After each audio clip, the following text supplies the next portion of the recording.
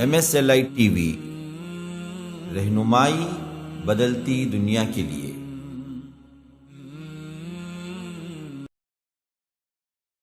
السلام علیکم ورحمۃ اللہ وبرکاتہ۔ ان الحمد للہ نحمده ونستعینه ونستغفره ونؤمن به ونتوکل علیہ ونعوذ باللہ من شرور انفسنا ومن سیئات اعمالنا، من يهده الله فلا مضل له ومن يضلل فلا هادي له، وأشهد أن لا إله إلا الله وحده لا شريك له، وأشهد أن محمدا عبده ورسوله، أما بعد، فإن خير الحديث كتاب الله، وخير الهدي هدي محمد صلى الله عليه وسلم، وشر الأمور محدثاتها وكل محدثة بدعة وكل بدعة ضلالة وفي رواية وكل ضلالة في النار۔ فأعوذ بالله السميع العليم من الشيطان الرجيم من همزه ونفثه ونفخه، وتلك حجتنا آتيناها إبراهيم على قومه نرفع درجات من نشاء إن ربك حكيم عليم۔ اللهم أرنا الحق حقا وارزقنا اتباعه، وأرنا الباطل باطلا وارزقنا اجتنابه، اللهم علمنا ما ينفعنا وانفعنا بما علمتنا وارزقنا علما، رب اشرح لي صدري ويسر لي أمري واحلل عقدة من لساني يفقه قولي۔ اس اللہ کے نام سے ابتدا جس کے ناموں کی کوئی انتہا ہی نہیں۔ وَلَوْ أَنَّ مَا فِي الْأَرْضِ مِنْ شَجَرَةٍ أَقْلَامٌ وَالْبَحْرُ يَمُدُّهُ مِنْ بَعْدِهِ سَبْعَةُ أَبْحُرٍ مَا نَفِدَتْ كَلِمَاتُ اللَّهِ۔ اس ذات اقدس پر کروڑوں درود و سلام ہوں جو تمام جہانوں کے لیے رحمت للعالمین بن کے آئے تھے۔ اللہم صلی علی محمد وعلی آل محمد کما صلیت علی ابراہیم وعلی آل ابراہیم انک حمید مجید، وبارک علی محمد وعلی آل محمد کما بارکت علی ابراہیم وعلی آل ابراہیم انک حمید مجید۔ برادران اسلام، واجب الاحترام بزرگوں، دوستوں، عزیز ساتھیوں، لائق احترام ماؤں اور بہنوں، اللہ تبارک و تعالی کا بڑا ہی فضل و احسان ہے کہ اس نے ہمیں یہ توفیق عنایت کی کہ ہم اس کے کلام کے اہم ترین مضامین کو سمجھیں اور اللہ تبارک و تعالی کی کتاب جو کہ قیامت تک کے لیے ہدایت ہے اس کو رہنما بنائیں۔ اسی کے پیش نظر دورہ ترجمہ قرآن کا آغاز رمضان المبارک کے آخری عشرے میں ہوا اور وہ تسلسل کے ساتھ ہفتہ واری پروگرام میں تبدیل ہو کر MSLI لائف ٹی وی کے ذریعے آپ کے سامنے آ رہا ہے۔ گزشتہ جو مضمون آیت نمبر 82 پر ختم ہوا، ہمارا آخری جو ایپیسوڈ آپ کے سامنے آیا تھا، اور آج میں نے سورہ انعام کی آیت نمبر 83 وَتِلْكَ حُجَّتُنَا آتَيْنَاهَا إِبْرَاهِيمَ عَلَىٰ قَوْمِهِ نَرْفَعُ دَرَجَاتٍ مَّن نَّشَاءُ إِنَّ رَبَّكَ حَكِيمٌ عَلِيمٌ۔ یہاں سے ہم آغاز کر رہے ہیں دورہ ترجمہ قرآن کے اندر۔ اللہ تبارک و تعالیٰ فرماتا ہے، بات چل رہی تھی حضرت ابراہیم علیہ السلام کی اور ان کے توحید کے پیش کرنے کے اس خاص واقعے کی طرف جہاں پر انہوں نے قوم کے اس عقیدے کو جو کہ عمومی طور پر روایتوں میں آتا ہے کہ یہ ستارہ پرست قوم تھی یا مناظر قدرت پر کو عبادت کرنے والی قوم تھی، ان سے بحث و مباحثہ تھا، گویا کہ ان سمجھانے کا ایک انداز تھا یا مناظرہ تھا، جس پر انہوں نے پہلے تارے کو دیکھا، پھر کہا کہ میرا رب ہے، پھر اس کے بعد انہوں نے چاند کو دیکھا، پھر کہا کہ سورج کو دیکھا، پھر کہا یہ میرا رب ہے اور بڑا ہے، پھر اس کے بعد انہیں سمجھانے کے انداز میں فرمایا کہ یہ سب کے سب کیا ہیں؟ چھپ جانے والے، غائب ہو جانے والے، یہ سب خدا نہیں ہو سکتے۔ پھر اس کے بعد انہوں نے قوم کو دعوت توحید دی، انی وجہت وجہی للذی فطر السماوات۔ پھر اللہ تبارک و تعالی نے آخری میں امن کس کے لیے ہے، اس آیت کو اس واقعے کے ساتھ جوڑتے ہوئے فرمایا کہ الذین آمنوا ولم یلبسوا ایمانہم بظلم اولئک لہم الامن وہم مہتدون۔ دیکھو، جو لوگ ایمان رکھتے ہیں اور اپنے ایمان کو ظلم کے ساتھ آلودہ نہیں کرتے، اور ظلم کیا ہے؟ شرک ہے، ان الشرک لظلم عظیم، تو ایسے لوگوں کو ہی امن ہے اور وہی راہ راست پر ہیں۔ تو اب اللہ تبارک و تعالی اسی تسلسل کو آگے جاری رکھتے ہوئے فرمایا کہ وَتِلْكَ حُجَّتُنَا آتَيْنَاهَا إِبْرَاهِيمَ عَلَىٰ قَوْمِهِ، اور یہ ہماری حجت تھی، وہ ہم نے حضرت ابراہیم علیہ السلام کو ان کے قوم کے مقابلے میں عطا کی تھی۔ نرفع درجات من نشاء، ہم جس کو چاہتے ہیں مرتبوں میں بلند کر دیتے ہیں، بڑھا دیتے ہیں۔ ان ربک حکیم علیم، کہ بے شک آپ کا رب بڑا ہی حکمت والا اور علم والا ہے۔ یہاں پر اللہ تبارک و تعالی جو فرما رہا ہے کہ یہ ہماری حجت تھی، وہ ہم نے حضرت ابراہیم کو ان کی قوم کے مقابلے میں عطا کی تھی۔ کون سی حجت ہے؟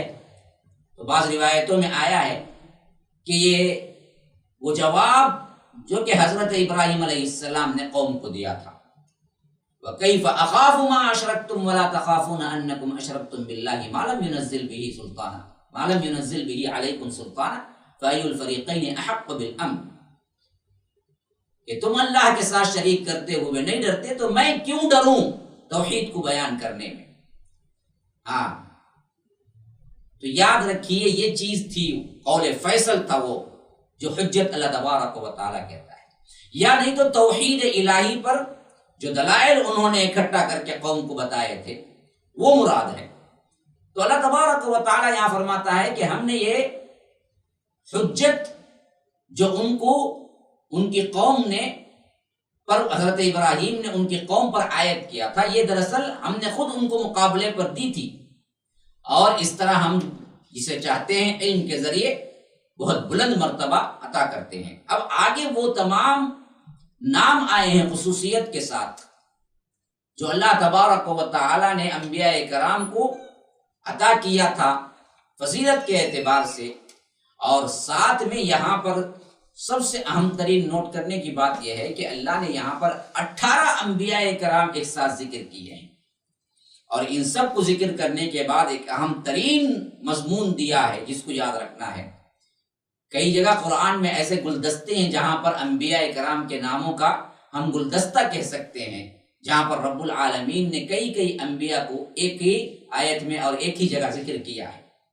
ایک جگہ ہم اس سے پہلے بھی پڑھ آئے ہیں سورہ مائدہ کی ابتدا میں، وہاں پر بھی تقریباً 10-11 نام اللہ تبارک و تعالیٰ نے اکٹھے ذکر کیے تھے انبیاء کرام کے، لیکن سب سے زیادہ بہترین گلدستہ اور بڑا یہاں پر ہے جو 18 انبیاء کرام کا اللہ تبارک و تعالیٰ نے ذکر کیا ہے۔ ان ربک علیم حکیم، ان ربک حکیم علیم، کہ اللہ تبارک و تعالیٰ بڑا حکمت والا اور علم والا ہے۔ فرمایا کہ وَوَهَبْنَا لَهُ إِسْحَاقَ وَيَعْقُوبَ، اور ہم نے ان کو اسحاق دیا، یعقوب دیا، یعنی پیدل پہ بیٹا، بیٹے کے بعد اس کا پوتا، دونوں کی بشارت ایک ساتھ دے دی۔ اور ایک ساتھ دینے پر بعض علماء یہ بھی کہتے ہیں کہ مطلب یہ تھا کہ دونوں کی پیدائش کو آپ اپنی آنکھوں سے بھی دیکھیں گے، یعنی بیٹا اسحاق پیدا ہوگا اور ان کا بیٹا یعقوب پیدا ہوگا، اور یعقوب کو بھی آپ دیکھیں گے، آپ کی زندگی ہی میں آپ کا پوتا یعقوب بھی پیدا ہو جائے گا۔ یہ دراصل اللہ تبارک و تعالیٰ کی بشارت تھی۔ تو فرمایا کہ وَوَهَبْنَا لَهُ، حضرت ابراہیم کو ہم نے عطا کیا تھا اسحاق و یعقوب، یہ اسحاق کو بھی، پھر ان کے پیچھے ان کے بیٹے یعقوب کو بھی۔ کُلًّا هَدَيْنَا وَنُوحًا هَدَيْنَا، فرمایا کہ ہر ایک کو ہم نے ہدایت دی، اور اس سے پہلے کے زمانے میں ہم نے نوح کو بھی ہدایت، یعنی اس سے پہلے جو نسل جس سے چلی آ رہی تھی، یہ ہدایت کا سلسلہ یہ حضرت نوح پر تھا۔ پھر فرمایا کہ من قبل ومن ذریتی، اس سے پہلے حضرت نوح کو ہم نے ہدایت دی، اور ان کی ذریت میں کون کون آئے، پھر اس کے بعد آگے چل کر انہی کی اولاد میں فرمایا کہ داؤد و سلیمان و ایوب و یوسف و موسیٰ و ہارون و کذالک نجزی المحسنین. ہم نے نوح کو ہدایت دی تھی اس سے پہلے کے زمانے میں، حضرت ابراہیم علیہ السلام کے پہلے. پھر حضرت ابراہیم علیہ السلام کی اولاد میں کن کن کو لایا؟ ومن ذریتہ، اور ان کی اولاد میں سے داؤد کو اور سلیمان کو اور ایوب کو اور یوسف کو اور موسیٰ کو اور ہارون کو. وَكَذَلِكَ نَجْزِي الْمُحْسِنِينَ، اور اسی طرح ہم نیک کام کرنے والوں کو، نیکوکاروں کو اجر دیا کرتے ہیں علیہم الصلاۃ والسلام. فرمایا کہ پھر وہ زکریا و یحییٰ و عیسیٰ و الیاس، اور حضرت زکریا کو اور یحییٰ کو اور عیسیٰ کو اور الیاس کو علیہم السلام، کل من الصالحین، سب کے سب نیک لوگ تھے. وہ اسماعیل والیسع و یونس و لوطا، اور اسی طرح حضرت اسماعیل کو اور حضرت یسع کو اور حضرت یونس کو اور حضرت لوط کو. وَكُلًّا فَضَّلْنَا عَلَى الْعَالَمِينَ، اور ہر ایک کو ہم نے تمام جہاں والوں پر فضیلت عطا کی تھی. یہ اتنے نام اللہ تبارک و تعالی نے ذکر کیے. اب ان ناموں کو اللہ تبارک و تعالی نے ذکر کرتے ہوئے فرما رہا ہے کہ وَمِنْ آبَائِهِمْ وَذُرِّيَّاتِهِمْ وَإِخْوَانِهِمْ، نیز ان کے کچھ باپ داداؤں کو اور کچھ اولاد کو اور کچھ بھائیوں کو ہم نے ہدایت دی اور ان کو انتخاب کیا. وَاجْتَبَيْنَاهُمْ وَهَدَيْنَاهُمْ إِلَىٰ صِرَاطٍ مُسْتَقِيمٍ، اور ہم نے ان کو مقبول بنایا اور ہم نے ان کو راہ راست کی ہدایت کی. فرمایا کہ ذَلِكَ هُدَى اللَّهِ يَهْدِي بِهِ مَن يَشَاءُ مِنْ عِبَادِهِ، اللہ کی ہدایت ہی ہے جس کے ذریعے اپنے بندوں میں سے جس کو چاہے اس کو ہدایت کرتا ہے. اور اگر یہ سب کچھ 18 انبیاء کرام کا ذکر کرتے ہوئے یہاں فرما رہا ہے، اب اصل بات آ رہی ہے. ذَلِكَ هُدَى اللَّهِ يَهْدِي بِهِ مَن يَشَاءُ مِنْ عِبَادِهِ، اللہ کی ہدایت ہی ہے جس کے ذریعے اللہ اپنے بندوں کو جس کو چاہے ہدایت کرتا ہے. وَلَوْ أَشْرَكُوا لَحَبِطَ عَنْهُمْ مَا كَانُوا يَعْمَلُونَ، کہ فرمایا کہ دیکھو ان تمام انبیاء کرام بھی اگر شرک کرتے تو یہ کچھ تمام اعمال اکارت ہو جاتے ان کے بھی.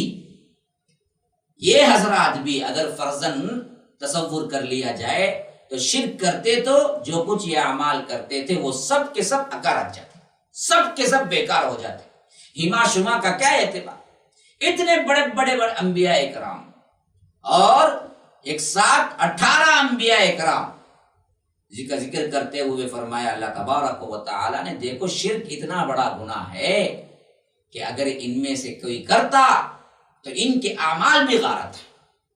یہ ہے خطرناکی بتانے کے لیے اللہ تبارک و تعالی نے یہاں پر ذکر کیا ہے 18 انبیاء کرام. آپ کو معلوم ہونا چاہیے کل قرآن میں انبیاء اور رسل کے نام 25 آئے ہیں. 25 انبیاء اور رسل کے نام میں سے یہاں پر 18 کا ذکر کر کے اللہ تبارک و تعالیٰ کہہ رہا ہے کتنا بڑا مجموعہ ہے. اور کہہ کیا رہا ہے؟ فرمایا کہ وَلَوْ أَشْرَكُوا، اگر یہ بھی شرک کرتے لَحَبِطَ عَنْهُمْ مَا كَانُوا يَعْمَلُونَ، ان کے عمل بھی جو کچھ بھی وہ کیے سب کے سب غارت ہو جاتے، بیکار ہو جاتے. اور سورہ زمر میں خالص خطاب اللہ کے رسول صلی اللہ علیہ وسلم سے کرتے ہوئے فرمایا وَلَقَدْ أُوحِيَ إِلَيْكَ وَإِلَى الَّذِينَ مِن قَبْلِكَ لَئِنْ أَشْرَكْتَ لَيَحْبَطَنَّ عَمَلُكَ. دیکھو اگر آپ بھی شرک کرتے نا، یاد رکھو کہ آپ کے تمام اعمال بھی غلط ہو جاتے. یا رب لَيَحْبَطَنَّ عَمَلُكَ، سب کے سب عمل غارت ہو جاتے. تو شرک ایک ایسا گناہ ہے جو تمام اعمال کو غارت کر دیتا ہے، اور اس کی خطرناکی بتلانے کے لیے یہاں پر اللہ تبارک و تعالیٰ نے 18 انبیاء کرام کے نام بتائے. میں ایک علمی بات یہاں پر کرتا چلوں. بقیہ جو 7 انبیاء کرام ہیں، کسی شاعر نے اس کو اس طرح یوں جوڑا ہے: ادریس، ہود، شعیب، صالح وکذا. ادریس، ہود، شعیب، صالح وکذا. ذوالکفل آدم بالمختار قد ختم. ذوالکفل آدم، پھر جس پر نبوت ختم کر دی گئی جناب محمد رسول اللہ صلی اللہ علیہ وسلم. یہ ایک شعر ہے، یہ ایک شعر کے اندر 7 انبیاء کرام، بقیہ جتنے نام ہیں سب لا لیے ہیں. اس طرح یہ 18 انبیاء کرام کو یاد رکھیں. وَتِلْكَ حُجَّتُنَا سے آپ یاد رکھ لیں 18 انبیاء، اور ساتھ میں اس شعر کو یاد رکھ لیں کہ ادریس، ہود، شعیب، صالح وکذا ذوالکفل آدم بالمختار قد ختموا، تو 25 انبیاء کرام آپ ایک ساتھ یاد رکھ سکتے ہیں۔ تو اب اللہ تبارک و تعالیٰ نے فرمایا کہ وَلَوْ أَشْرَكُوا لَحَبِطَ عَنْهُمْ مَا كَانُوا يَعْمَلُونَ، کہ دیکھو جو کوئی بھی کیا ہے اس میں سے شرک کرتے، ان سب لوگوں کو، وہ سب انبیاء کرام بھی اگر شرک کرتے، جو کہ محال ہے، تصور ہی نہیں کیا جا سکتا، لیکن پھر بھی اگر ہوتا ایسا تو جو کچھ یہ اعمال کرتے تھے وہ سب کے سب اکارت ہو جائیں گے۔ یاد رکھیے یہ سب سے اہم ترین پوائنٹ ہے۔ سورہ نمبر 6 سورہ انعام اور آیت نمبر، سورہ نمبر 7 سورہ انعام اور آیت نمبر 88 ہمیشہ یاد رکھیں، شرک کے اعتبار سے سب سے خطرناک اور سب سے بڑی وعید والی آیت ہے۔ اولئک الذین آتیناہم الکتاب والحکم والنبوۃ، یہ لوگ ایسے تھے جن کو ہم نے کتاب اور حکمت اور نبوت عطا کی تھی۔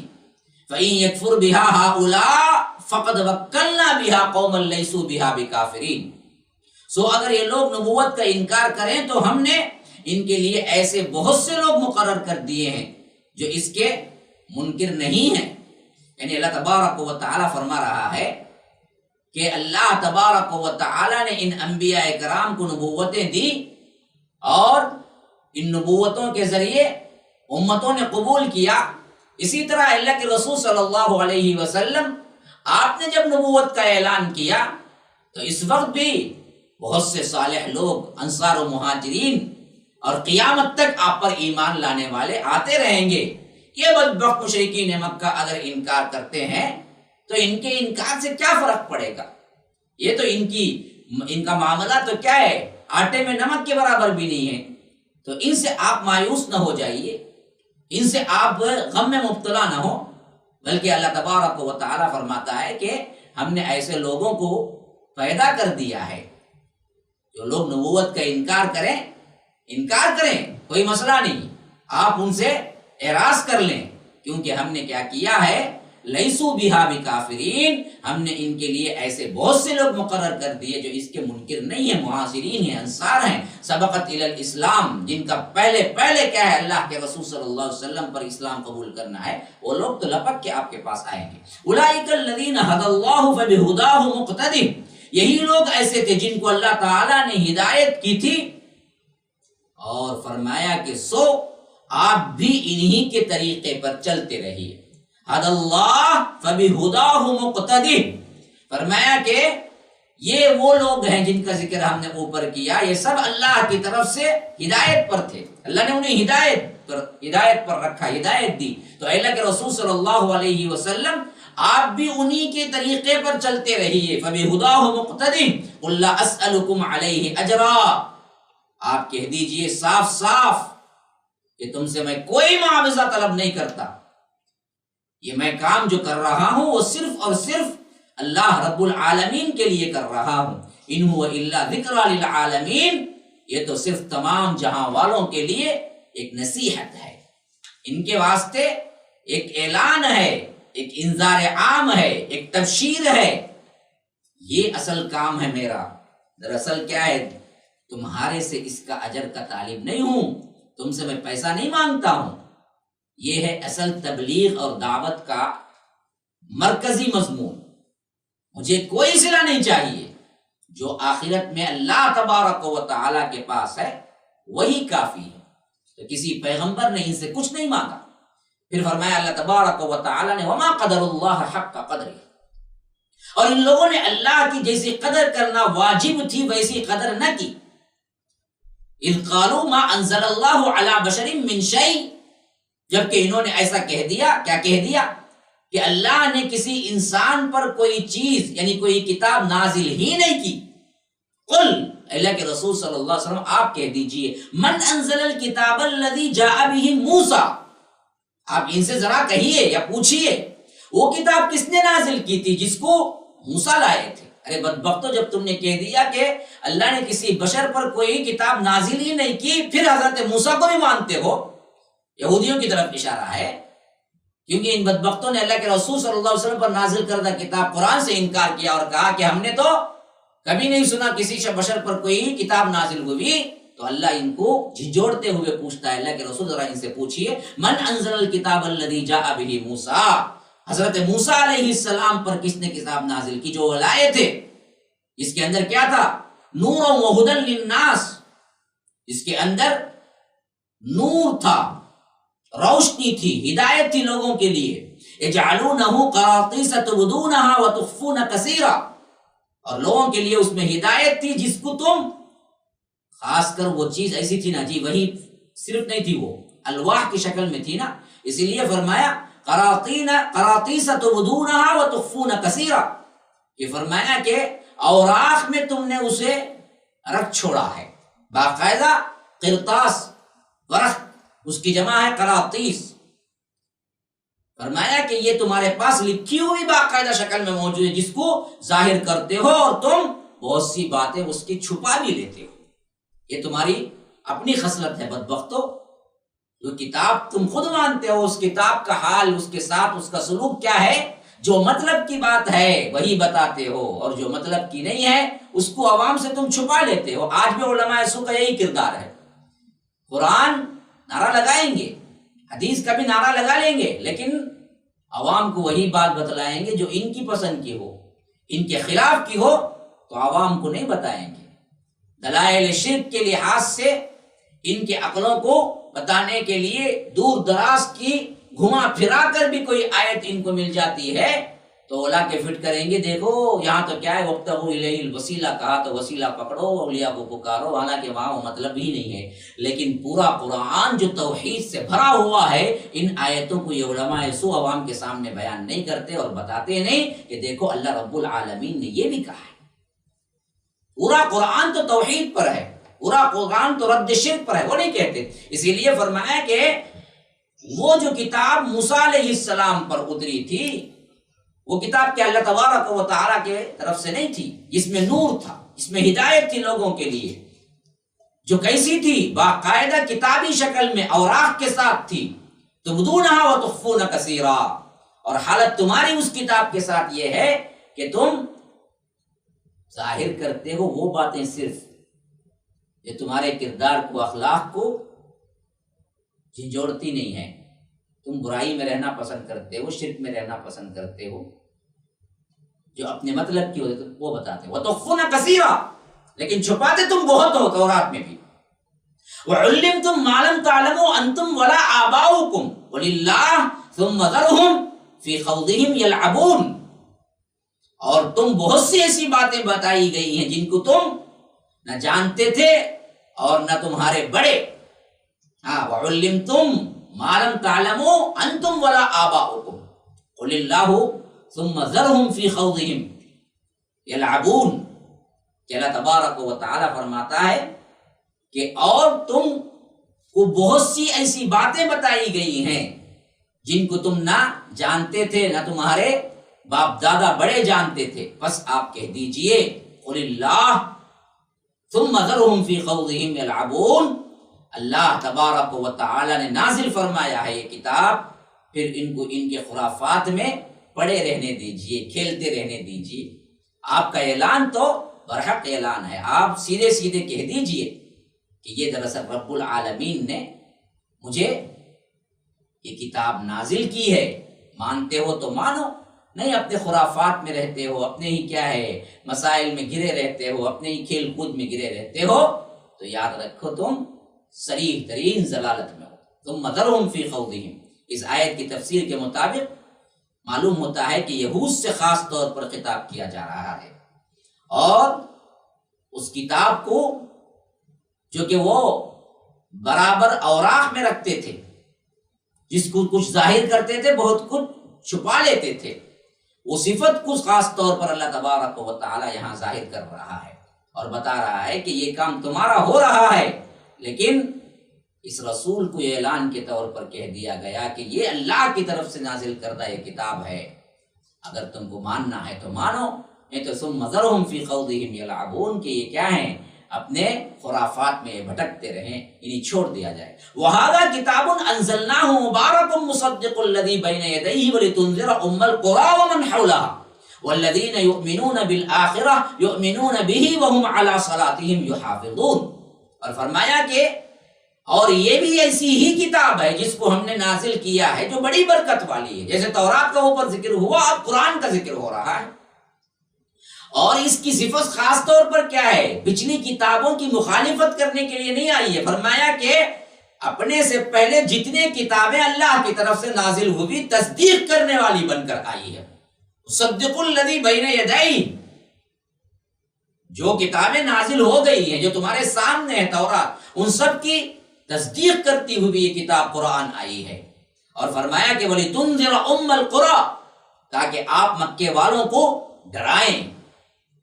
معلوم ہوا کہ پہلے مخاطب جو تھے وہ دراصل پہلے مخاطب جو تھے وہ مکے والے تھے، اسی واسطے مکے کا ایک نام ام القریٰ بھی ہے، اصل میں قریہ کہتے ہیں بستی کو، اور بستی کی جمع، قریہ کی جمع ہے قریٰ، اور کہتے ہیں ماں کو۔ ام القریٰ کا مطلب ہوا تمام بستیوں کی ماں، گویا کہ پوری دنیا کا کل خلاصہ مکہ ہے، زمین کا بیج اور سب سے اہم ترین جسے کہہ سکتے ہیں وہ مکہ ہے، اس واسطے مکے کا ایک نام ام القریٰ بھی تھا۔ تو اس نام کا ذکر یہاں اللہ تبارک و تعالی کر رہا ہے کہ وَلِتُنذِرَ أُمَّ الْقُرَىٰ وَمَنْ حَوْلَهَا، آپ مکے والوں کو ڈرائیں اور اس کے آس پاس والوں کو ڈرائیں۔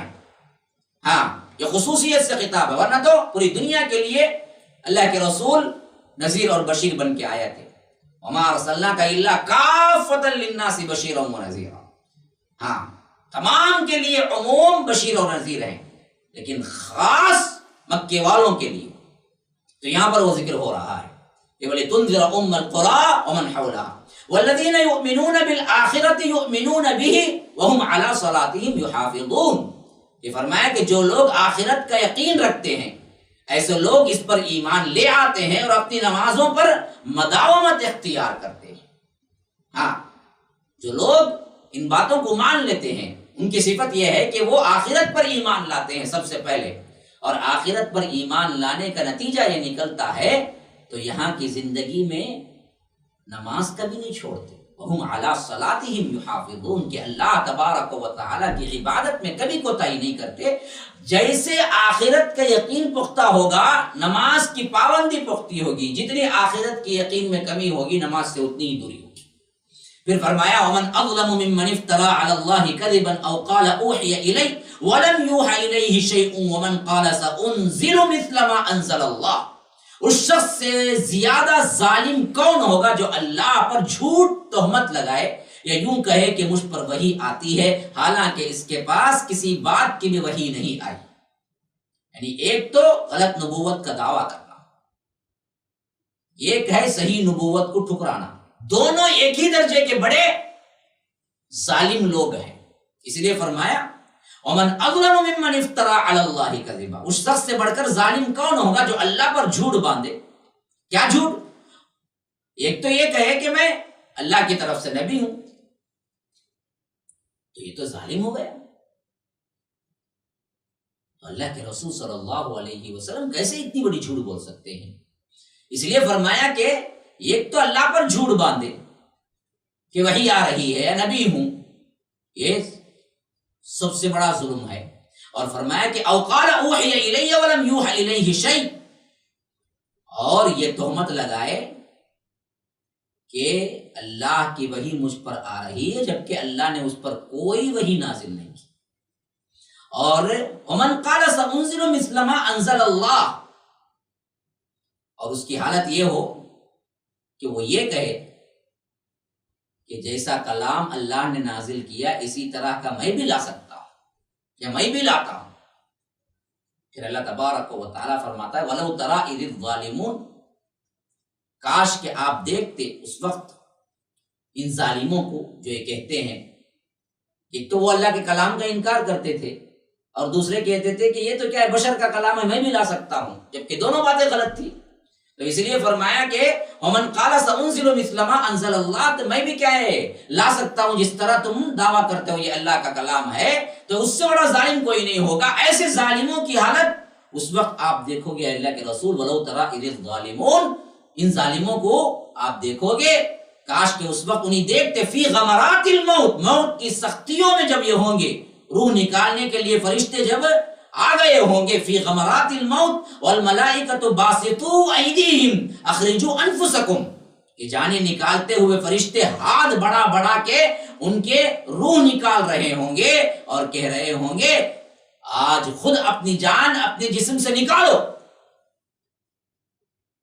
اس وقت ان کی سختیاں جو ہوں گی ان کے ساتھ، کاش اس وقت آپ دیکھتے، ظالم لوگ موت کی سختیوں میں ہوں گے اور فرشتے اپنے ہاتھ بڑا بڑا کر کہہ رہے ہوں گے کہ ہاں اپنی جانیں نکالو، اخرجوا انفسکم، بڑھا رہے ہوں گے، اور یہ الفاظ بھی انہیں کیا ہے سختیوں کی طرح، سختیوں میں اور سختی اضافہ کرنے کے لیے کہہ رہے ہوں گے کہ نکالو اپنی جانیں۔ اور فرمایا کہ الیوم تجزون عذاب الہون بما کنتم تقولون علی اللہ غیر الحق وکنتم عن آیاتہ تستکبرون، آج تم کو ذلت کی سزا دی جائے گی اس سبب سے کہ تم اللہ کے ذمے جھوٹی باتیں لگایا کرتے تھے اور اللہ تبارک و تعالی کی آیات کے ساتھ تکبر کیا کرتے تھے۔ کیا مطلب تکبر؟ جھٹلانا، تکبر اعراض کرنا، تکبر جان کے بھی حق نہ ماننا۔ ہاں، کیونکہ حدیث میں آیا ہے کہ جب یہ الفاظ ادا ہوئے تو ایک صحابی نے پوچھا اللہ کے رسول، ہر بندہ اچھا کپڑا پہننا چاہتا ہے، اچھی زندگی گزارنا چاہتا ہے، کیا تکبر ہے؟ اللہ کے رسول صلی اللہ علیہ وسلم نے فرمایا کہ نہیں، ان اللہ جمیل یحب الجمال، اللہ تو خوبصورت ہے، خوبصورتی کو پسند کرتا ہے، یہ چیزیں نہیں ہیں۔ بعض لوگ اچھا لباس پہننا تکبر سمجھاتے ہیں، بعض لوگ اچھے طریقے سے رہنے کو کیا ہے غلط سمجھتے ہیں، حالانکہ یہ تکبر نہیں ہے۔ یہ تو فرمایا کہ ان اللہ جمیل یحب الجمال، اللہ تو خوبصورت ہے، خوبصورتی کو پسند کرتا ہے۔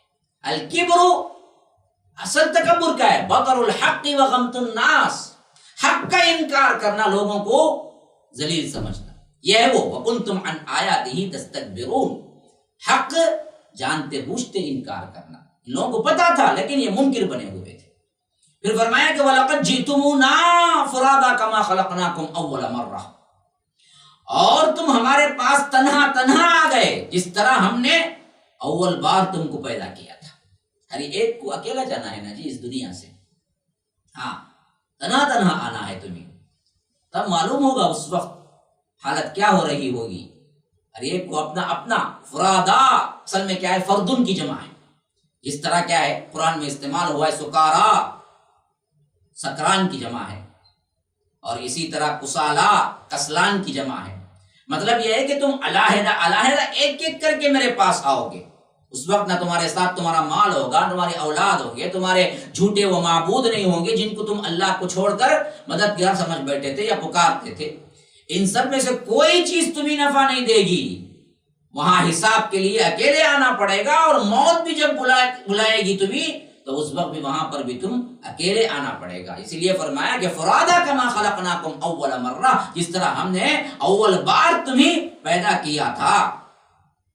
اور وترکتم ما خولناکم وراء ظہورکم، اور جو کچھ ہم نے تم کو دیا تھا اس کو بھی اپنے پیچھے چھوڑ آؤ گے۔ جتنی دنیا چاہے اکٹھے کر لو قبر میں، لیکن نہ الماری ہے نہ کفن میں جیب ہے کہ تم کچھ لے کے جاؤ، سب چھوڑ کے آنا پڑے گا۔ جو کچھ بھی تمہیں عطا ہوا تھا یا کمایا تھا، سب کچھ سب چھوڑ کے تمہیں اکیلے آنا پڑے گا، سب پیچھے رہ جائے گا، وراء ظہورکم، تمہارے ہی پیچھے رہ جائے گا۔ وما نرى معكم شفعاءكم الذين زعمتم انهم فيكم شركاء، اللہ تبارک و تعالی کہتا ہے اور ہم تو تمہارے امرا، تمہارے ان شفاعت کرنے والوں کو بھی نہیں دیکھتے جن کو تم دعویٰ کرتے تھے کہ وہ ہمارے معاملے میں شریک ہیں۔ اللہ تعالیٰ اس وقت ان لوگوں کی عقل ٹھکانے لانے کے لیے یہ الفاظ کہے گا، کہاں بھائی تم جن کو پکارتے تھے، قادر ولی، کالے شاہ ولی، موسیٰ شاہ قادری، غوث اعظم، ہاں وہ بھی ہم نے نہیں دیکھتے ہیں نا بالکل تمہارے پاس، تمہارے شفاعہ کہاں گئے؟ وما نرى معكم شفعاء، ہم تو دیکھتے نہیں ہیں تمہارے اولیاء جن کو تم سمجھ بیٹھے تھے کہ یہ بہت بڑے مددگار ہیں، کہاں ہیں؟ اب تو تم اکیلے آئے ہو میرے پاس۔ زعمتم انہم فیکم شرکاء، تمہارا زعم میں باطل یہ تھا کہ تمہارا خیال یہ تھا کہ یہ ہمارے شریک ہیں، یہ بچا لیں گے، تو اللہ کہتا ہے لقد تقطع بینکم وضل عنکم ما کنتم تزعمون، وہ تمہارے معاملے میں شریک ہیں جن کو تم سمجھ بیٹھے تھے، واقعی تمہارے پاس اب کوئی چیز نہیں ہے۔ لقد تقطع بینکم، تمہارے آپس میں تو ہم نے قطع تعلق کر دیا، کاٹ دیا ہر رشتے کو، اور وہ تمہارا جو دعویٰ تھا وہ سب کا سب گیا ہے، بالکل بیکار گیا، تم سے گزرا ہوا گیا، باطل ہو گیا، اس دعوے میں تم پڑے ہوئے تھے۔ اللہ تبارک و تعالی اگلی آیتوں میں اپنی خلاقیت کا اظہار کر کر، ربوبیت کا اظہار کر کر الوہیت کی طرف دعوت دے رہا ہے کہ بدبختو، بنانے والا میں ہوں، دینے والا میں ہوں، میرا کھاتے ہو، میری سانس میری ہوا ہے جس سے تم جیتے ہو، لیکن بدبختو عبادت دوسرے کی کرنے پہ تیار ہو جاتے ہو، عقل نہیں آتی۔ تو اسی لیے فرمایا کہ ان اللہ فالق الحب والنوى یخرج الحی من المیت ومخرج المیت من الحی ذالکم اللہ فانا تؤفکون۔ فرمایا کہ دیکھو بے شک اللہ تعالی دانے کو اور گٹلیوں کو پھاڑنے والا ہے، وہی ہے جو فالق الحب والنوى، ہر دانے کو جو زمین سے نکالتا ہے، اور وہ چھوٹی سی کمزور سی بین جو زمین کو پھاڑ کے باہر نکلتی ہے۔ اور اسی طرح فرمایا کہ یخرج الحی من المیت ومخرج المیت من الحی، وہ جاندار کو بے جان سے نکال لاتا ہے اور بے جان کو جاندار سے نکالنے والا ہے، وہی ہے۔ ذالکم اللہ فانا تؤفکون، اللہ تعالی کا یہ ہے وہ کام، سو تم کہاں الٹے چلے جا رہے ہو، کہاں پھرے جا رہے ہو، کہاں اللہ کی توحید سے منہ موڑ رہے ہو۔ جاندار میں سے بے جان کو، بے جان میں سے جاندار کو، ہاں، انڈے میں سے چوزے کو نکالتا ہے، مردہ پڑی ہوئی زمین سے لہلاتے کھیت نکالتا ہے، زندہ انسانوں کو ایک حکم پہ مارتا ہے۔ تو یہ ہے اللہ تبارک و تعالی کی حاکمیت اور خود مختاریت۔ اور اسی طرح فرمایا فالق الاصباح، وہی ہے جو صبح کا نکالنے والا ہے، وجعل اللیل سکنا والشمس والقمر حسبانا، اور اسی نے رات کو راحت کی چیز بنایا ہے اور سورج اور چاند کو حساب کے ساتھ مقرر کیا ہے۔ ذالک تقدیر العزیز العلیم، یہ ٹھہرائی ہوئی بات ہے ایسی ذات کی جو کہ قادر ہے اور بڑا علم والا ہے۔ یہ ہے اللہ تبارک و تعالی کی خلاقیت، وہی ہے جو اندھیرے میں سے صبح کو اجالا نکالتا ہے۔ کون ہے پھر دوسرا؟ اگر اللہ تبارک و تعالی ہمیشہ رات رکھ دے تو پھر کوئی مائی کا لال ہے جو دن نکال سکے؟ اللہ تبارک و تعالی ہمیشہ کا دن بنا دے تو پھر کون ہے جو رات لا سکے؟ تو یہ سب اللہ تبارک و تعالی کے اختیارات ہیں جو یہاں پر ذکر ہو رہے ہیں۔ رات کی تاریکیوں میں بدلنا اور پھر اس کے بعد ان تاریکیوں سے روشنی کو نکالنا تاکہ یہ لوگ صبح میں معاش کر سکیں، شام میں رات کو آرام سے سو سکیں۔ یہ سب تو کیا ہے؟ میرا اپنا آرڈر ہے۔ اور دنوں کے حساب کے لیے سورج کو مقرر کرنا، چاند کو مقرر کرنا، کیا یہ سب چیزیں تمہیں نہیں بتاتی کہ ان سب کا خالق ایک ہے؟ تو بدبختو پھر تم کہاں ہو جو کہ اللہ تبارک و تعالی کے ساتھ شریک ٹھہرانے کے لیے چلے ہو؟ فرمایا پھر وَهُوَ الَّذِي جَعَلَ لَكُمُ النُّجُومَ لِتَهْتَدُوا بِهَا فِي ظُلُمَاتِ الْبَرِّ وَالْبَحْرِ قَدْ فَصَّلْنَا الْآيَاتِ لِقَوْمٍ يَعْلَمُونَ، اور وہی ہے جس نے تمہارے لیے ستاروں کو پیدا کیا تاکہ تم ان کے ذریعے سے اندھیروں میں، خشکی میں اور دریا میں بھی راستے معلوم کر سکو۔ کیونکہ اس زمانے میں جی راستے ایسے نہیں تھے جیسے ہم دیکھتے ہیں، روڈ ڈالے ہوئے اسٹریٹ لائٹنگ کے ساتھ بہترین، آج تو ہائی وے بھی کیا ہے شاندار ترین بنائے ہیں، لیکن اس زمانے میں تو معاملہ یہ تھا کہ دن ہو یا رات راستہ معلوم کرنے کے لیے یہ لوگ ستاروں سے ہی مدد لیتے تھے۔ تو اللہ تبارک و تعالیٰ اس کو ذکر کرتے ہوئے فرما رہا ہے کہ وہی تو ہے جس نے تمہارے لیے ستاروں کو پیدا کیا تاکہ تم اس کے ذریعے لتہتدوا بہا فی ظلمات البر والبحر، اس کے ذریعے سے اندھیروں میں بھی، خشکی میں بھی اور بحر سمندر کے دریا میں بھی راستہ معلوم کر سکو۔ قد فصلنا الآیات لقوم یعلمون، بے شک ہم نے دلائل خوب کھول کھول کر بیان کر دیے ہیں ان لوگوں کے لیے جو خبر رکھتے ہیں، جو جانتے ہیں جو پلٹ کے آنا چاہتے ہیں، جو عقل استعمال کرتے ہیں. پھر فرمایا وَهُوَ الَّذِي أَنشَأَكُم مِّن نَّفْسٍ وَاحِدَةٍ فَمُسْتَقَرٌّ وَمُسْتَوْدَعٌ قَدْ فَصَّلْنَا الْآيَاتِ لِقَوْمٍ يَفْقَهُونَ. فرمایا کہ وہی ہے جس نے تم کو ایک شخص سے پیدا کیا، من نفس واحدہ، ایک آدم سے، پھر ایک جگہ زیادہ رہنے کی اور ایک جگہ تھوڑی دیر کے لیے اور رہنے کی جگہ بنائی. بے شک ہم نے دلائل خوب کھول کھول کر بیان کر دیے ان لوگوں کے لیے جو سمجھ بوجھ، فقہ، سمجھ اور سمجھ کے اعتبار سے سب سے اہم ترین چیز سبق لینا، اس سے وہ ہم نے کیا ہے بیان کر دیا ہے تمہارے لیے. جو سمجھ بوجھ رکھتے ہیں ان کے لیے ان میں بڑا اچھا بیان ہے، ہدایت ہے. تو یہاں پر فرمایا کہ فَمُسْتَقَرٌّ وَمُسْتَوْدَعٌ.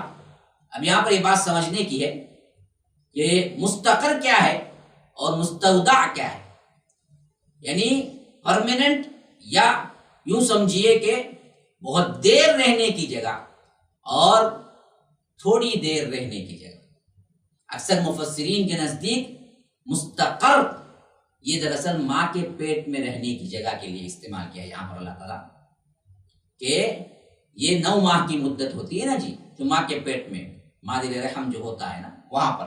اور مستودع سے مراد یہ ہے کہ جو اصل باپ کی طرف سے جو صلب سے اللہ تبارک و تعالی نے انسان کی صحیح طور پر جو منی ہم کہہ سکتے ہیں اس کو وہاں سے نکال کر رحم مادر میں مستقر کرتا ہے. تو وہاں دراصل جو ہوتا ہے وہاں سے نکل کر جو یہاں آ کے مستقل 9 مہینے ٹھہرتا ہے، ان دونوں جگہوں کو مراد ہے، ایک مستقر ایک مستودع. علماء مفسرین کہتے ہیں کہ یہاں پر یہ مراد ہے کہ ایک تو وہ تھا جو جہاں پر وہاں وہ مستقلاً رہا، اور ایک وہ تھا جو کہ مادہ منویہ کی شکل میں وہ پہلے سے ہی انسان کے اندر رہا، جو ماں کے رحم میں جا کر پھر مستقر بنا، پھر وہاں سے وہ انسان نکل کے دنیا میں آیا. فرمایا کہ وَهُوَ الَّذِي أَنزَلَ مِنَ السَّمَاءِ مَاءً، وہی ہے جس نے آسمان سے پانی برسایا. فَأَخْرَجْنَا بِهِ نَبَاتَ كُلِّ شَيْءٍ فَأَخْرَجْنَا مِنْهُ خَضِرًا نُخْرِجُ مِنْهُ حَبًّا مُتَرَاكِبًا. وہی ہے جس نے آسمان سے پانی برسایا، پھر ہم نے اس کے ذریعے سے ہر قسم کے نباتات کو نکالا، ہر قسم کے غلے کو، ہر قسم کی چیز کو. فرمایا کہ نبات کل شیء، ہر قسم کا جو بھی تمہارے لیے ملتا ہے، خواہ وہ بھاجیوں کی شکل کا ہو، ترکاری کی شکل کا ہو، پھل فروٹ کا جو بھی ہو، سب زمین ہی سے نکلتا ہے. تو فرمایا کہ ہم نے ان کو نکالا ان سے، پھر فَأَخْرَجْنَا مِنْهُ خَضِرًا نُخْرِجُ مِنْهُ حَبًّا مُتَرَاكِبًا. فرمایا کہ پھر ہم نے اس کے ذریعے سے سب شاخیں نکالی. کہیں کیا ہے بالکل ہری ہری سبزیاں ہیں یا آپ کو بھاجی وغیرہ، کہ اس سے ہم اوپر تلے دانے چڑھے ہوئے نکالتے ہیں. اور فرمایا کہ بہت سے وہ بھی ہوتے ہیں جن کو ہم الگ الگ شکل میں نکالتے ہیں. وہ الگ الگ شکل کیا کیا ہیں؟ فرمایا کہ وَمِنَ النَّخْلِ، نخل کو اٹھا لو، نخل کو اٹھا لو، کھجور کے درختوں کو، کیا ہے مِن طَلْعِهَا قِنْوَانٌ دَانِيَةٌ، کھجور کے درختوں میں سے جو الگ الگ خوشے نکلتے ہیں. یہ دراصل کیا ہے؟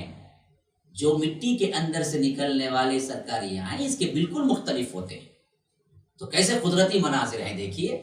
فرمایا کہ قنوان دانیۃ وجنات من اعناب والزیتون والرمان مشتبہ وغیر متشابہ. کھجور کے درختوں سے یعنی ان کے شاخوں سے خوشے نکالتے ہیں جو کہ نیچے کو لٹکنے کے لیے تیار ہوتے ہیں، اور انگوروں کے باغ اور زیتون اور انار، بعض ان سب میں ایک دوسرے سے ملتے جلتے ہیں اور کچھ ان میں سے ملتے جلتے نہیں ہیں. بہت سے پھل بہت سے پھلوں سے ملتے جلتے ہیں اور بہت سے پھل بالکل ڈیفرنٹ ہوتے ہیں، کسی سے ملتے نہیں ہیں، حالانکہ پانی سب کو ایک ہی جا رہا ہے.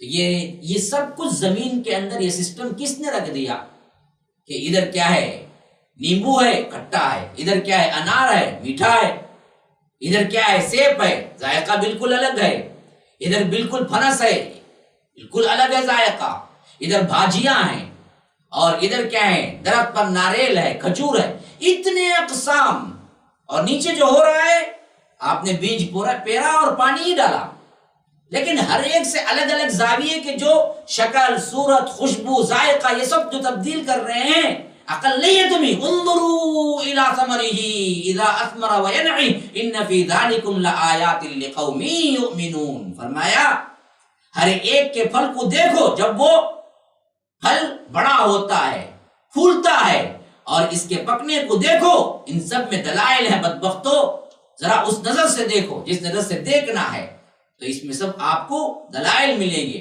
ان لوگوں کے لیے جو ایمان رکھتے ہیں۔ ہاں ایمان کے ساتھ دیکھو تب آپ کو دلائل، ان فی ذلک لآیات لقوم یؤمنون، ان سب میں ایمان رکھنے والوں کے لیے بہت بڑی دلائل، نشانیاں ہیں۔ وجعلوا للہ شرکاء الجن وخلقهم وخرقوا له بنین وبنات بغیر علم سبحانہ وتعالی عما یصفون۔ فرمایا کہ اور لوگوں نے شیاطین کو اللہ تعالیٰ کا شریک قرار دے رکھا ہے، حالانکہ ان لوگوں کو اللہ ہی نے پیدا کیا ہے، اور ان لوگوں نے اللہ کے حق میں بیٹے اور بیٹیاں بلا سند کے مقرر کر لیے ہیں۔ فرمایا کہ سبحانہ، ہرگز بھی نہیں، اللہ پاک ہے ان چیزوں سے، برتر ہے ان باتوں سے جو یہ کرتے ہیں۔ تم نے کیا کیا؟ اب یہاں پر نوٹ کرنے کی بات ہے، فرمایا کہ ان لوگوں نے شرکاء الجن، شیاطین کو اللہ کا شریک بنا رکھا ہے۔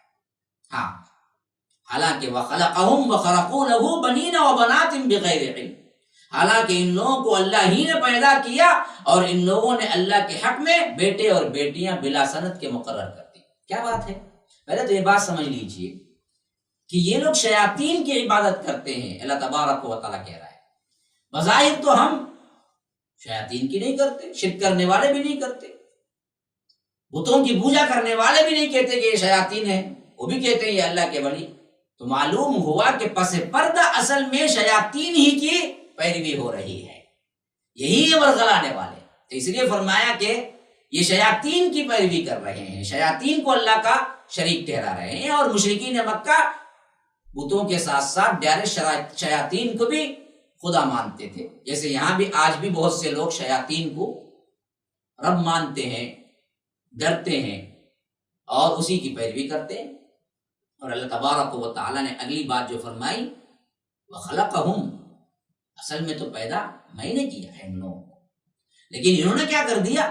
خَرَقُوا لَهُ بَنِينَ وَبَنَاتٍ بِغَيْرِ علم، بغیر سند کے اللہ تبارک و تعالیٰ کے حق میں بیٹے اور بیٹیاں بنا دی۔ بدبختو تم نے کسی کو کیا ہے، یعنی فرشتوں کو ان کا عقیدہ تھا کہ اللہ کی بیٹیاں ہیں، اور حضرت عیسیٰ کے بارے میں ان بدبختوں نے اللہ کا بیٹا بنا دیا، اور یہودیوں نے اللہ تبارک و تعالیٰ کا بیٹا عزیر کو بنا دیا، اور بہت سو نے کیا ہے اپنے اپنے عقیدے کے مطابق اللہ کو اولاد بنا، اللہ کو اولاد تصور کر لیا۔ اور ہمارے اندر بھی یہ شرک دبی دبی زبان میں چلتا رہتا ہے۔ اللہ تبارک و تعالی ہم کو معاف فرمائے۔ یہی کی طرف اشارہ ہے اور کہتا ہے کہ اللہ تبارک و تعالی بڑا برتر ہے ان سب چیزوں سے جو یہ کام کرتے ہیں۔ بدیع السماوات والارض انا یکون له ولد ولم تکن له صاحبہ وخلق كل شیء وهو بكل شیء علیم۔ فرمایا کہ آسمان اور زمین کا بنانے والا بغیر کسی مثال کے، بغیر کسی مثال کے سب سے پہلے موجد یہ ہے رب العالمین، بدیع السماوات والارض۔ تو اللہ کہتا ہے انا یکون له ولد ولم تکن له صاحبہ، اللہ تعالیٰ کے اولاد کہاں ہو سکتی ہے، کیونکہ اس کی بیوی ہی نہیں ہے۔ بھائی بیوی ہو تو اولاد ہوگی نا، بیوی ہی نہیں ہے اللہ کی، ولم تکن له صاحبہ۔ بدبختو جب بیوی نہیں ہے تو اولاد کہاں سے آئے گی، حالانکہ اس کی کوئی بیوی نہیں ہے، اور اللہ تعالیٰ ہر چیز کو پیدا کیا ہے۔ وَخَلَقَ كُلَّ شَيْءٍ، پیدا کرنے والا ہر چیز کو رب ہے، تو اس کا بیٹا اور اس کی بیوی کہاں سے آئیں گی؟ سب اس کی مخلوق ہے، وہ صرف اکیلا خالق ہے، وہ تنہا ہے۔ وَهُوَ بِكُلِّ شَيْءٍ عَلِيمٌ، وہ ہر چیز کو خوب جانتا ہے۔ ذَلِكُمُ اللَّهُ رَبُّكُمْ لَا إِلَٰهَ إِلَّا هُوَ خَالِقُ كُلِّ شَيْءٍ فَاعْبُدُوهُ وَهُوَ عَلَىٰ كُلِّ شَيْءٍ وَكِيلٌ۔ یہ ہے اللہ تعالیٰ تو تمہارا رب ہے، یہ ہے توحید۔ دیکھیے اپنی خلاقیت، اپنی ربوبیت پیش کیا، اور یہاں سے کیا ہے الوہیت کی دعوت دے رہا ہے کہ دیکھو میں نے ہی سب کچھ پیدا کیا تو عبادت بھی میری ہی ہونی چاہیے. یہ ہے سب سے اہم ترین دلیل. اللہ کا قرآن کے اندر دعوت کا اسلوب یہی ہے کہ ہمیشہ ربوبیت کو پیش کرتا ہے، جس میں بتاتا ہے کہ میرا ہی خلق ہے، میں نے ہی بنایا ہے، میں نے ہی دیا ہے. آسمان اور زمین کا نظام ہو، سورج کا نظام ہو، اوپر زمین کے اوپر کیا ہے نظام ہو، تمہارا اپنا نظام ہو، اور اس کے ساتھ ساتھ کھانے پینے کا نظام ہو، اسی طرح کھیتی باڑی کا مسئلہ ہو. اللہ تبارک و تعالی کی عطا کردہ ہی ہے ہر چیز. جب اس نے عطا کی ہے تو بدبختو عبادت دوسروں کی کیسے ہو سکتی ہے؟ اس لیے فرمایا ذالکم اللہ ربکم، یہ ہے اللہ تعالیٰ تمہارا رب، اس کے سوا کوئی عبادت کے لائق نہیں ہے. لا الہ الا ہو، رب تمہارا ہے تو پھر عبادت بھی اسی کی ہونی چاہیے. وہ جو کہتے ہیں نا جی باپ کا کھا کر ماموں کی بکریاں چراتا ہے، یہ محاورہ ہے. نمک حرام لوگوں کے لیے، ناشکرے لوگوں کے لیے. یہی تو ہم بھی کر رہے ہیں. اللہ کا کھاتے ہیں، اللہ نے دیا ہے، نہ زمین میں، نہ آسمان میں، نہ سورج میں، نہ چاند میں، نہ آ کر تمہارے کھانے میں، نہ تمہارے لیے پانی میں کسی کو اللہ نے شریک نہیں بنایا. کھاتے اس کے ہو لیکن عبادت کسی اور کے کرتے ہو. عقل نہیں ہے تو اسی لیے فرما رہا ہے لا الہ الا ہو، یہی ہے تمہارا رب، اس کے علاوہ کوئی نہیں ہے. خالق کل شیء، ہر چیز کا خالق پیدا کرنے والا وہی ہے. تو سنو، عبادت بھی صرف اسی کی ہوگی. فاعبدوہ، عبادت کسی اور کی نہیں ہوگی. کیا تمہاری عقل میں یہ بات سمجھ نہیں آتی؟ ایک انسان کسی کو نوکری پہ رکھتا ہے، پیسہ دیتا ہے. اب کوئی بندہ کہے کہ آپ کی نوکری میں تو ہوں لیکن میں کام کروں گا کسی اور کا، تمہارے خاموش رہے گا؟ یہ تو صرف چند گھنٹے کی نوکری پہ خاموش نہیں رہے گا. اللہ نے تمہیں 24 آورز کا غلام بنایا ہے. 24 آورز تم اسی کی کیا ہے ہوا میں سانس لیتے ہو، اسی کے برسائے ہوئے پانی سے پانی استعمال کرتے ہو. پھر کہو کہ ہم قادر ولی کے سجدہ کریں گے، ان کی قبر پہ کریں گے، عبدالقادر جیلانی کو سجدہ کریں گے، ان کے ہاتھ باندھ کے کھڑے ہوں گے، ان کے پاس کیا ہے ہم پکاریں گے، ان کو نظر نیاز کریں گے. بدبختو، یہ اللہ کے ساتھ صریح ظلم نہیں ہے. ٹھیک ہے، خالق کل شیء، سب کا خالق میں ہوں تو پھر کسی اور کی عبادت کیسے ہوگی؟ عبادت بھی میری ہی ہوگی. فاعبدوہ، تو بس میری ہی عبادت کرو. وہو علی کل شیء وکیل، کہ وہ ہر چیز کا کارساز ہے، ہر چیز کا وہی وکیل ہے. لا تدرکہ الابصار وہو یدرک الابصار وہو اللطیف الخبیر. دیکھو وہ ہے پردہ غیب میں جس کو تم نہیں دیکھ سکتے. یہ ہے وہ آیت جو دیدار الہی اس دنیا میں ممکن نہیں ہے. جتنے باتیں کرتے ہیں، خواہ وہ صوفی ہوں، خواہ وہ فلاں ہوں، علامۃ الدہر ہوں، فلاں پیر ہوں، ولی ہوں، سب جھوٹے ہیں. لا تدرکہ الابصار، فرمایا کہ نگاہیں اس کو محیط نہیں کر سکتی، پا نہیں سکتی، لیکن وہ سب کو نگاہوں میں لے سکتا ہے. وہ سب کو اپنی نگاہوں پر کیا ہے، اپنی نگاہیں سب پر محیط ہے. اپنے نظروں کے پوری دنیا اللہ کی نظروں کے سامنے ہے، وہ نگاہوں کو محیط ہو جاتا ہے، اور وہ بڑا ہی باریک بین باخبر ہے. وہو اللطیف الخبیر.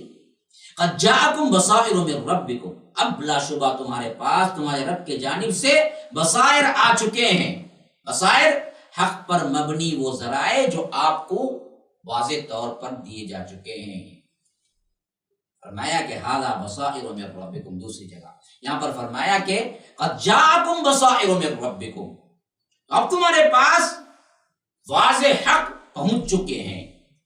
تو اب ہونا کیا چاہیے؟ فمن ابصر فلنفسہ، سو جو شخص دیکھ لے گا وہ اپنا فائدہ کرے گا، جو اچھا بنے گا، ان بصائر سے فائدہ اٹھائے گا تو یہ اس کے لیے اچھا ہے، اس کی قبر ٹھنڈی رہے گی. ہمارے اوپر کوئی تھوڑی احسان کر رہا ہے. ومن عمی فعلیہا، جو اندھا بنا رہے گا اس کا نقصان بھی اس پر ہوگا، اللہ کا کچھ نقصان نہیں ہے.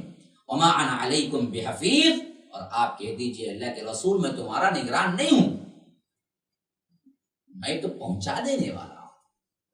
اب تمہاری اپنی مرضی، شرک کو چھوڑ کر توحید میں آ کر اپنی زندگی بنا لو، جنت کے حقدار بن جاؤ، یا اندھے بنے رہو اس دعوت سے جہنم کے حقدار بن جاؤ. کہے کیف، میں دراصل کیا نہیں ہوں، تمہارے اوپر نگران نہیں ہوں. وَكَذَلِكَ نُصَرِّفُ الْآيَاتِ وَلِيَقُولُوا دَرَسْتَ وَلِنُبَيِّنَهُ لِقَوْمٍ يَعْلَمُونَ. اور ہم اس طور پر دلائل کو مختلف پہلوؤں سے بیان کرتے ہیں. یہ آیت پہلے بھی آ چکی ہے. نُصَرِّفُ الْآيَاتِ، پھرا پھرا کر، گھما گھما کر، ایک چیز کو خوشنما بنا کر، ایک ایک جگہ الگ الگ طریقے سے، الگ الگ مثال دے کر اس توحید کو ہم سمجھا رہے ہیں. مختلف پہلوؤں سے بیان کرتے ہیں تاکہ یہ یوں کہیں گے کہ آپ نے کسی ان پڑھ سے لے لیا ہے. فرمایا کہ وَلِيَقُولُوا دَرَسْتَ وَلِنُبَيِّنَهُ لِقَوْمٍ يَعْلَمُونَ، کہ ہم یہ مختلف پہلوؤں سے بیان کرتے ہیں تاکہ یوں کہیں کہ آپ نے کسی سے پڑھ لیا ہے، اور تاکہ ہم ان کے دانش مندوں کے لیے خوب ظاہر کر دیں. یہ نہ کہنے لگے کہ یہ دراصل کیا ہے، ایک جگہ سے کہیں سے چرا لیا ہے، ایک جگہ سے کہیں سے پڑھ کے آ گئے ہیں. یہ باتیں نہ ہوں. یہ بات صاف ان کو معلوم ہوتی ہے کہ یہ نہیں ہے. کہ سب سے پہلی چیز تو یہ ہے کہ توحید اور اس کے دلائل کو اس طرح کھول کھول کر اور مختلف انداز سے بیان کرتے ہیں اللہ کے رسول صلی اللہ علیہ وسلم ان قرآنی آیات کے ذریعے، کہ مشرکین یہ کہنے لگتے تھے کہ محمد صلی اللہ علیہ وسلم کہیں سے پڑھ کے سیکھ کے آئے ہیں، جس کا ذکر قرآن میں کئی جگہ آیا بھی ہے کہ وقال الذین کفروا ان ھذا الا افک افتراہ واعانہ علیہ قوم آخرون فقد جاءوا ظلما وزورا. فرمایا کہ کافروں نے کہا کہ یہ قرآن تو ان کا اپنا گھڑا ہوا ہے جس پر دوسروں نے بھی ان کی مدد کی ہے. یعنی دوسروں لوگوں سے بھی یہ کیا کرتے ہیں، پریکٹس کرتے ہیں، سیکھتے ہیں. یہ لوگ ایسا دعویٰ کر کے ظلم اور جھوٹ پر اتر آئے ہیں جنہوں نے کہا کہ یہ پہلے لوگوں کی کہانی ہے. وقالوا اساطیر الاولین اکتتبھا، جس کو انہوں نے لکھ رکھا ہے. حالانکہ بات یہ نہیں ہے جس طرح یہ دعویٰ کرتے ہیں یا سمجھتے ہیں، بلکہ مقصد اس تفصیل سے سمجھدار لوگوں کے لیے تبیین ہے، بیان ہے، تشریح ہے. اس واسطے اللہ تبارک و تعالی نے مختلف پہلوؤں اور مثالوں سے اس کو بیان کیا ہے. تو معلوم ہو گیا کہ بعض بدبختوں نے کیا کر دیا کہ اللہ کے رسول صلی اللہ علیہ وسلم نے جب قرآن پیش کیا، اس میں مختلف مثالیں آئی، تو ان لوگوں نے یہ کہنا شروع کر دیا وَلِيَقُولُوا دَرَسْتَ وَلِنُبَيِّنَهُ لِقَوْمٍ يَعْلَمُونَ. یہ مختلف پہلوؤں سے بیان کرتے ہیں تاکہ کیا ہے جی، یہ یوں کہیں کہ آپ نے کسی سے پڑھ لیا ہے، تاکہ ہم اس کو دانش مندوں کے لیے خوب ظاہر کرتے، عقل مندوں کے لیے واضح ہو جائے یہ بات. اس کے لیے ہم نے مختلف طریقوں سے سمجھایا ہے قرآن میں، لیکن ان لوگوں نے اس کو غلط معنی میں لیا اور یہ کہنے لگے کہ انہوں نے کسی سے سیکھ کے آ کر، کسی سے پڑھ کے آ کے، کسی سے درس لے کے آ کے ہم کو کہتے ہیں.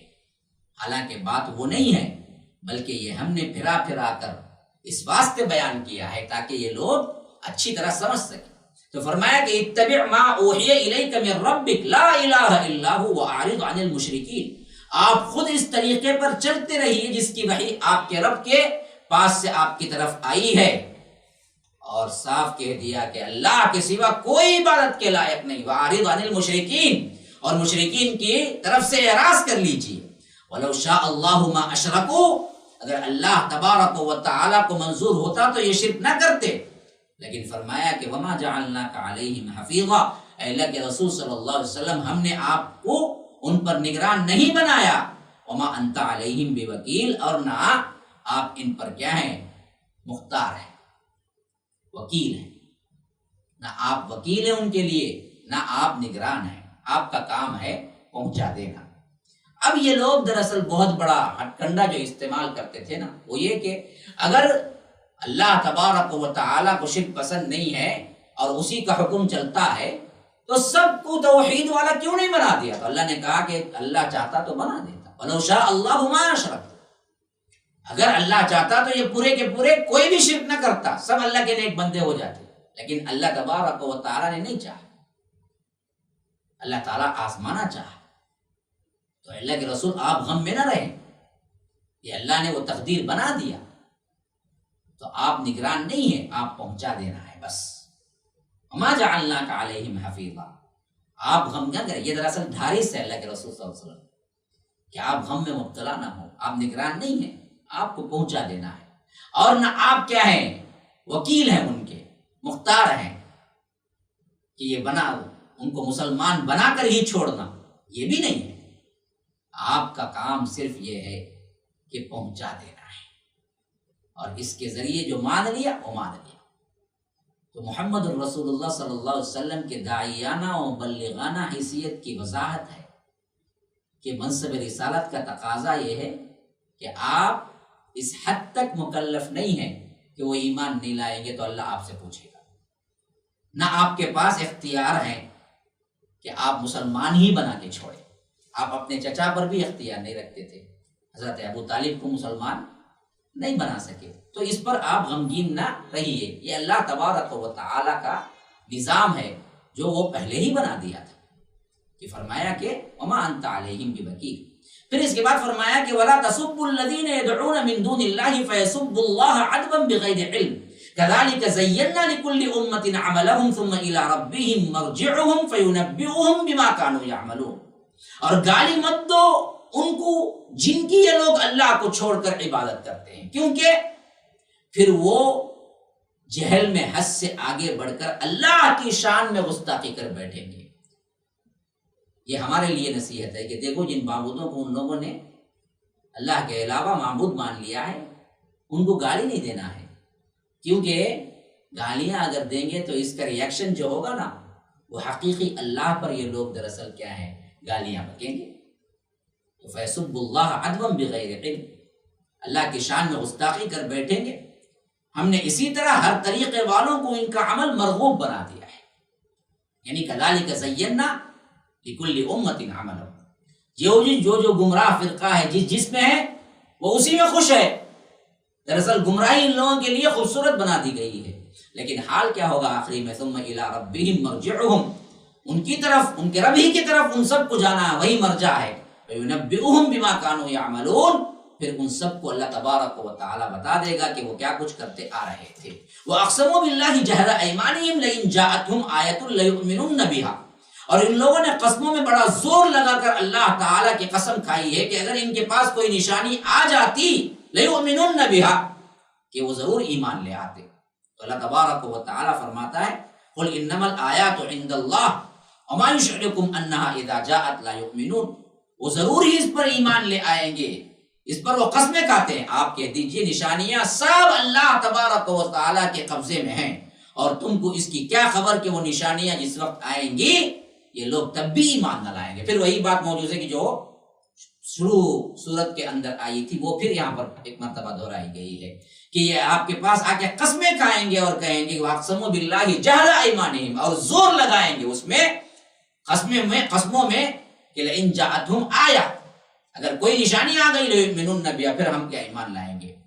تو اللہ تبارک و تعالیٰ نے کہا اللہ کے رسول آپ کہہ دیجئے نشانی کا عطا کرنا سب کا سب اللہ کے اختیار میں ہے۔ انما الآیات عند اللہ، جو نشانی کا بھی تم ذکر کرو یہ اللہ ہی کے اختیار میں ہے، چاہے گا تو لائے گا، اللہ کے قبضے میں ہے۔ اور وما یشعرکم انہا اذا جاءت لا یؤمنون، اور یہ بھی ہے بہت سا کہ اگر آ جائے تمہارے قول کے مطابق وہ نشانی اور پھر بھی تم ایمان نہ لاؤ، کیونکہ اس سے پہلے تمہاری جیسی قومیں یہی کر چکی ہیں۔ وَنُقَلِّبُ أَفْئِدَتَهُمْ وَأَبْصَارَهُمْ كَمَا لَمْ يُؤْمِنُوا بِهِ أَوَّلَ مَرَّةٍ وَنَذَرُهُمْ فِي طُغْيَانِهِمْ يَعْمَهُونَ، اور ہم بھی ان کے دلوں کو اور ان کے نگاہوں کو پھیر دیں گے جیسا کہ یہ لوگ اس پر پہلی مرتبہ ایمان نہیں لائے، ہاں، اور ان کی اس سرکشی کے عوض حیران رہنے دیں گے، انہیں اندھوں کی طرح بھٹکتے چلے جائیں۔ کہ اللہ تبارک و تعالیٰ کہتا ہے کہ یہ نشانیاں مانگ رہے ہیں، لیکن نشانیاں آتے وقت یہ ایمان نہ لائیں گے، یہ بہت ممکن ہے، اور اس وقت اللہ ہی ان کے جرم کے پاداش میں ان کے دلوں کو اور ان کو نگاہوں کو پھیر دے گا۔ وَنُقَلِّبُ أَفْئِدَتَهُمْ وَأَبْصَارَهُمْ، ہاں، كَمَا لَمْ يُؤْمِنُوا بِهِ أَوَّلَ مَرَّةٍ، جیسا کہ وہ اللہ کے رسول صلی اللہ علیہ وسلم کے اعلان کے پہلے بار میں، شروع اول وقت میں، ابتدائی دور میں ایمان نہیں لائے تھے، اور فرمایا وَنَذَرُهُمْ فِي طُغْيَانِهِمْ يَعْمَهُونَ، اور ہم ان کو ان کی سرکشی میں اندھوں کی طرح بھٹکتے چھوڑ دیں گے، وہ اسی میں پڑے رہیں۔ تو یاد رکھیے یہاں پر جو چیز اللہ تبارک و تعالیٰ بتاتا ہے وہ یہ کہ جب پہلی مرتبہ ایمان نہیں لائے تو اس وقت اس کا وبال ان پر اسی طرح پڑا کہ آئندہ بھی وہ ایمان نہیں لائیں گے، امکان ہی ختم ہو گیا۔